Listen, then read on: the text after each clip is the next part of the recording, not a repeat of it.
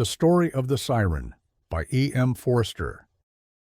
Few things have been more beautiful than my notebook on the deist controversy as it fell downward through the waters of the Mediterranean.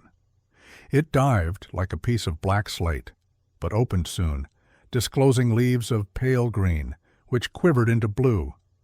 Now it had vanished, now it was a piece of magical India rubber stretching out to infinity.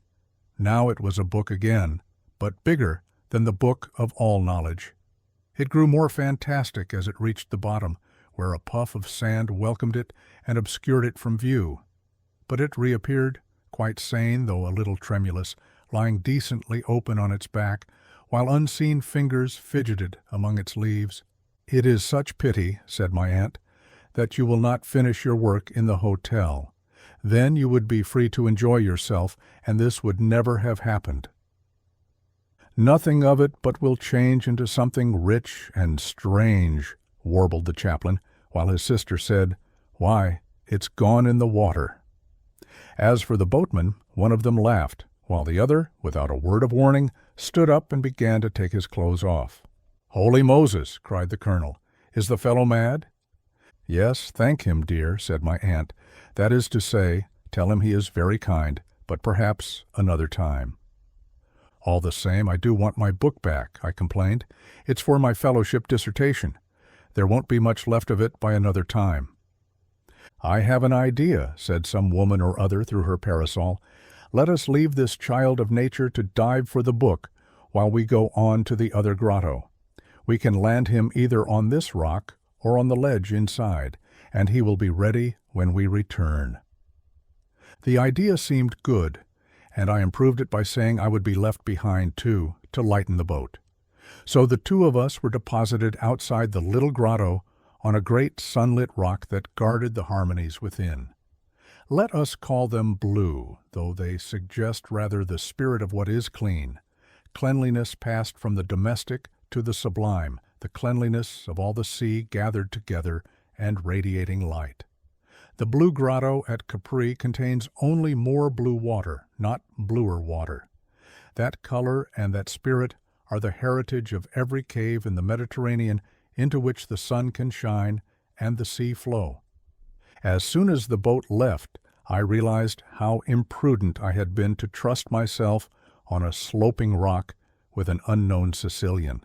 With a jerk, he became alive, seizing my arm and saying, "Go to the end of the grotto, and I will show you something beautiful."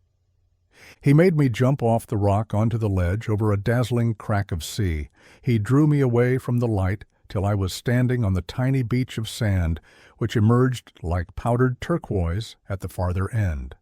There he left me with his clothes and returned swiftly to the summit of the entrance rock. For a moment he stood naked in the brilliant sun, looking down at the spot where the book lay. Then he crossed himself, raised his hands above his head, and dived. If the book was wonderful, the man is past all description. His effect was that of a silver statue, alive beneath the sea, through whom life throbbed in blue and green. Something infinitely happy, infinitely wise. But it was impossible that it should emerge from the depths, sunburned and dripping, holding the notebook on the deist controversy between its teeth. A gratuity is generally expected by those who bathe. Whatever I offered, he was sure to want more, and I was disinclined for an argument in a place so beautiful and also so solitary. It was a relief that he should say in conversational tones, "In a place like this one might see the Siren." I was delighted with him for thus falling into the key of his surroundings. We had been left together in a magic world, apart from all the commonplaces that are called reality, a world of blue whose floor was the sea and whose walls and roof of rock trembled with the sea's reflections. Here only the fantastic would be tolerable, and it was in that spirit I echoed his words. One might easily see the Siren. He watched me curiously while he dressed. I was parting the sticky leaves of the notebook as I sat on the sand. "Ah," he said at last, "you may have read the little book that was printed last year. Who would have thought that our Siren would have given the foreigners pleasure? I read it afterwards, its account is, not unnaturally, incomplete, in spite of there being a woodcut of the young person and the words of her song. "She comes out of this blue water, doesn't she?" I suggested, and sits on the rock at the entrance, combing her hair. I wanted to draw him out, for I was interested in his sudden gravity, and there was a suggestion of irony in his last remark that puzzled me. "Have you ever seen her?" he asked. "Often and often." "I never." "But you have heard her sing?" He put on his coat and said impatiently, "How can she sing under the water?" "Who could? She sometimes tries, but nothing comes from her but great bubbles." "She should climb onto the rock." "How can she?" he cried again, quite angry. "The priests have blessed the air so she cannot breathe it, and blessed the rocks so that she cannot sit on them.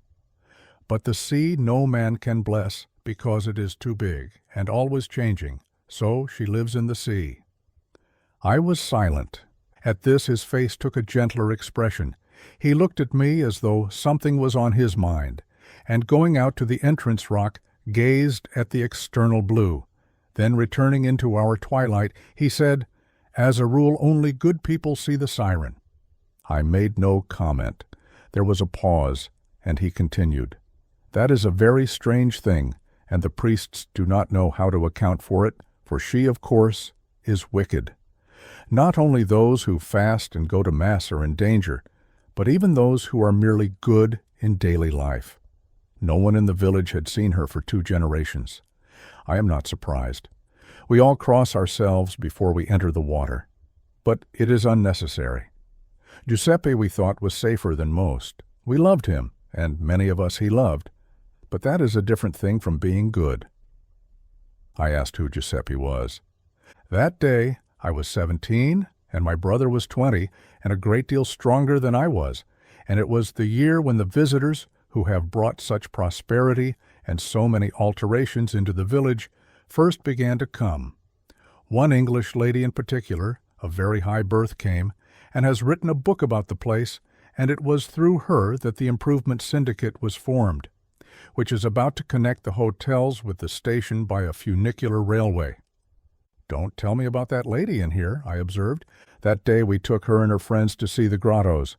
As we rode close under the cliffs, I put out my hand, as one does, and caught a little crab, and having pulled off its claws, offered it as a curiosity. The ladies groaned, but a gentleman was pleased and held out money. Being inexperienced, I refused it, saying that his pleasure was sufficient reward.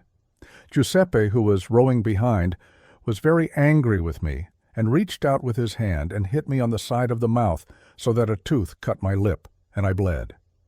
I tried to hit him back, but he always was too quick for me, and as I stretched round he kicked me under the armpit, so that for a moment I could not even row.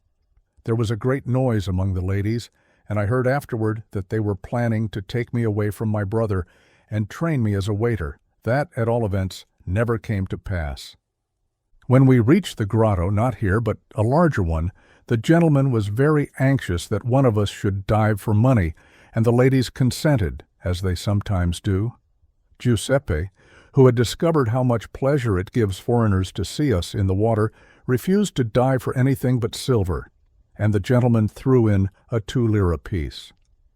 Just before my brother sprang off, he caught sight of me holding my bruise and crying, for I could not help it. He laughed and said, "This time, at all events, I shall not see the Siren," and went into the water without crossing himself, but he saw her. He broke off and accepted a cigarette. I watched the golden entrance rock and the quivering walls and the magic water through which great bubbles constantly rose. At last he dropped his hot ash into the ripples and turned his head away and said, "He came up without the coin." We pulled him into the boat, and he was so large that he seemed to fill it, and so wet that we could not dress him. I have never seen a man so wet. I and the gentleman rowed back, and we covered Giuseppe with sacking and propped him up in the stern. "He was drowned then," I murmured, supposing that to be the point. "He was not," he cried angrily. "He saw the Siren, I told you." I was silenced again. We put him to bed, though he was not ill. The doctor came and took money, and the priest came and spattered him with holy water.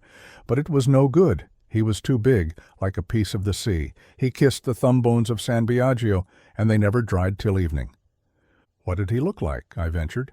Like anyone who has seen the Siren. If you have seen her often and often, how is it you do not know? Unhappy, unhappy because he knew everything. Every living thing made him unhappy because he knew it would die, and all he cared to do was sleep. I bent over my notebook. He did no work. He forgot to eat. He forgot whether he had his clothes on. All the work fell on me, and my sister had to go out to service. We tried to make him into a beggar, but he was too robust to inspire pity, and as for an idiot, he had not the right look in his eyes. He would stand in the street looking at people, and the more he looked at them, the more unhappy he became. When a child was born, he would cover his face with his hands. If anyone was married, he was terrible then, and would frighten them as they came out of church. Who would have believed he would marry himself? I caused that. I was reading out of the paper how a girl at Ragusa had gone mad through bathing in the sea. Giuseppe got up, and in a week he and that girl came in. He never told me anything, but it seems that he went straight to her house, broke into her room, and carried her off. She was the daughter of a rich mine owner, so you may imagine our peril. Her father came down with a clever lawyer, but they could do no more than I. They argued and they threatened, but at last they had to go back, and we lost nothing. That is to say, no money. We took Giuseppe and Maria to the church and had them married. That wedding. The priest made no jokes afterward, and coming out the children threw stones. I think I would have died to make her happy, but as always happens, one could do nothing. Were they unhappy together then? They loved each other, but love is not happiness. We can all get love. Love is nothing. I had two people to work for now, for she was like him in everything. One never knew which of them was speaking. I had to sell our own boat and work under the bad old man you have today. Worst of all, people began to hate us. The children first, everything begins with them, and then the women, and last of all the men. For the cause of every misfortune was, "You will not betray me?" I promised good faith, and immediately he burst into the frantic blasphemy of one who has escaped from supervision, cursing the priests who had ruined his life, he said. "Thus are we tricked," was his cry, and he stood up and kicked at the azure ripples with his feet till he had obscured them with a cloud of sand. I, too, was moved. The story of Giuseppe, for all its absurdity and superstition, came nearer to reality than anything I had known before. I don't know why, but it filled me with desire to help others, the greatest of all our desires, I suppose, and the most fruitless. The desire soon passed. She was about to have a child. That was the end of everything. People said to me, "When will your charming nephew be born? What a cheerful, attractive child he will be, with such a father and mother." I kept my face steady and replied, "I think he may be." Out of sadness shall come gladness. It is one of our proverbs, and my answer frightened them very much, and they told the priests, who were frightened too. Then the whisper started that the child would be Antichrist. You need not be afraid. He was never born. An old witch began to prophesy, and no one stopped her. Giuseppe and the girl, she said, had silent devils, who could do little harm. But the child would always be speaking and laughing and perverting. And last of all, he would go into the sea and fetch up the Siren into the air, and all the world would see her and hear her sing. As soon as she sang, the 7 vials would be opened, and the Pope would die, and Mongibello flame, and the veil of Santa Agata would be burned. Then the boy and the Siren would marry, and together they would rule the world for ever and ever. The whole village was in tumult, and the hotel keepers became alarmed, for the tourist season was just beginning. They met together and decided that Giuseppe and the girl must be sent inland until the child was born, and they subscribed the money.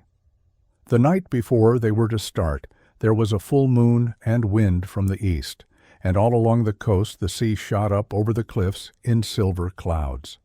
It is a wonderful sight, and Maria said she must see it once more. "Do not go," I said. "I saw the priest go by, and someone with him. And the hotel keepers do not like you to be seen, and if we displease them, also we shall starve."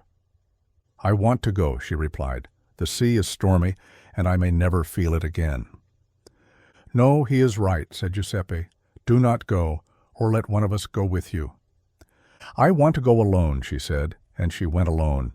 I tied up their luggage in a piece of cloth, and then I was so unhappy at thinking I should lose them that I went and sat down by my brother and put my arm round his neck, and he put his arm round me, which he had not done for more than a year, and we remained thus, I don't remember how long. Suddenly the door flew open, and moonlight and wind came in together, and a child's voice said, laughing, "They have pushed her over the cliffs into the sea."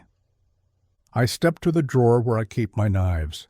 "Sit down again," said Giuseppe. "Giuseppe of all people. If she is dead, why should others die too?"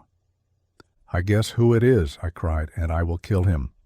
I was almost out of the door, and he tripped me up, and kneeling upon me, took hold of both my hands and sprained my wrists, first my right one, then my left. No one but Giuseppe would have thought of such a thing. It hurt more than you would suppose, and I fainted. When I woke up, he was gone, and I never saw him again. But Giuseppe disgusted me.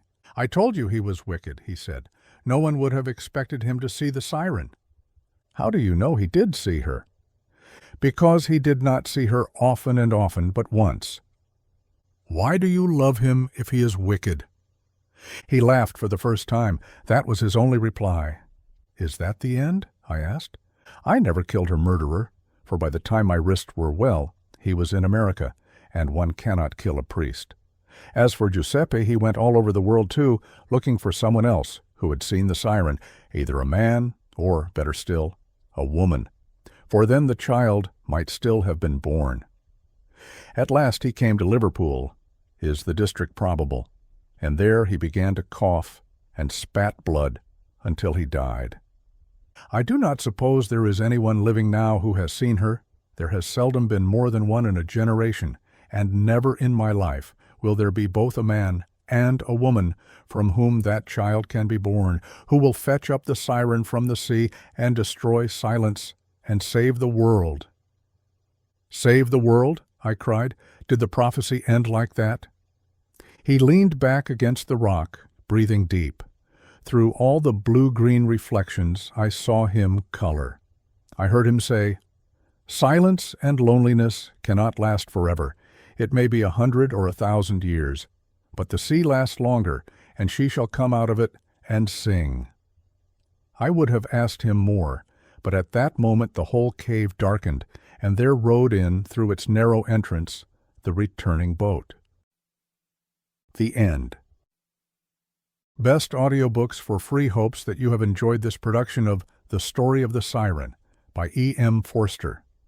Please subscribe to our channel on YouTube and Rumble, as your subscription is the support we need to create more great free content. Please look to our website at bestaudiobooksforfree.com for a complete list of our audiobooks